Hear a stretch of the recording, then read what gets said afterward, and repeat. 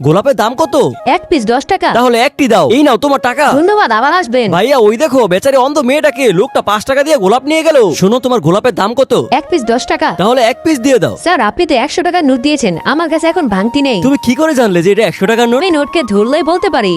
তাহলে ওই ছেলেটাকে কেন কিছু বললে না? স্যার এমন লোক প্রতিদিনই আসে, কয়জনের সাথে লড়াই করবো? আচ্ছা এই গোলাপটি তোমার জন্য, একটি গোলাপ দাও, এটি তোমার জন্যই। পর আমি রোজ ওর থেকে একটি গোলাপ কিনতাম আর ওকে গিফট করে দিতাম। আজয় তুমি এসেছো?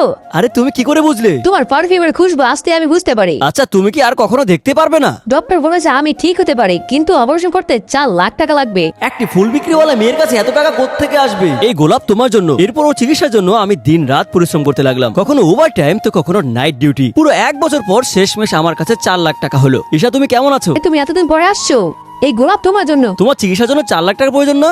এই নাও, আর জলদি করে অপারেশন করে ফেলো। কিন্তু তুমি আমার জন্য এত কিছু কেন করছো? ঠিক আছে আমি এখন যাচ্ছি। ভাই তুমি জানো ওই অন্ধ মেয়েটা এখন পুরো ভালো হয়ে গিয়েছে, আর আমাদের এলাকায় একটি ফুলের দোকান খুলে বসেছে। কি? এটা শুনে আমি জলদি করে ওর দোকানে চলে গেলাম। শোনো তোমার দোকানে কি গোলাপ পাওয়া যাবে? হ্যাঁ, এক পিস 10 টাকা। ঈশা তোমার তো কয়েকদিন হলো চোখের অপারেশন হয়েছে, তুমি গিয়ে রেস্ট করো, দোকান আমি চালাচ্ছি। মনে হচ্ছে ও তার হাজবেন্ড। ঠিক আছে আমি যাচ্ছি। আরে ওর আওয়াজ তো একেবারে আজের মতো। ভাইয়া এইটাই ওই ছেলেটা যে আমার অপারেশনের জন্য টাকা দিয়েছে।